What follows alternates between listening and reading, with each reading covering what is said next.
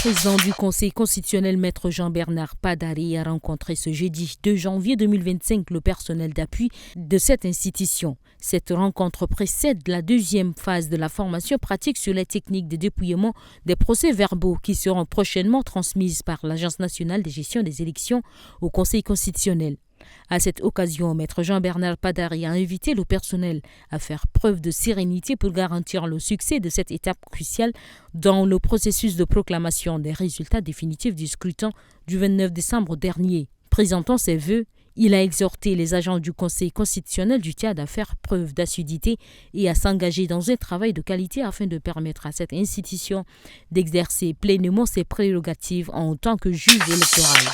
À Ati, chef-lieu de la province du Bata, la crise de carburant atteint des sommets critiques avec 1 litre d'essence à 1500 francs CFA. Cette flambée des prix, exacerbée par une pénurie persistante, a conduit à la fermeture de nombreuses stations-service, rendant les transports en commun et les mototaxis de plus en plus difficiles et coûteux. Les commerçants, face à des frais de transport en hausse, répercutent cette augmentation sur les prix des denrées alimentaires, impactant particulièrement les ménages à revenus modestes.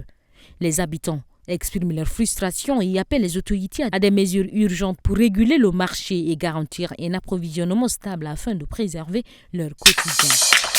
La Coordination nationale des jeunes pour la paix et le développement au Tchad dénonce les dérives constatées lors du festival d'Ari et exhorte les autorités à assumer leurs responsabilités comme l'indique son communiqué du 2 janvier. Initialement conçu comme un événement festif et culturel, le festival d'Ari a tristement dévié de ses objectifs, sombrant dans une désorganisation chronique et un laxisme flagrant, souligne cette coordination des jeunes. Le festival est devenu le théâtre de graves actes criminels, notamment des vols, des agressions et plus récemment un viol collectif odieux sur une mineure de 12 ans survenu dans la nuit du 31 décembre 2024 au 1er janvier 2025. La coordination appelle donc à une réaction forte et immédiate des autorités demandant la fermeture du festival et l'ouverture d'une enquête afin de rendre justice à la victime.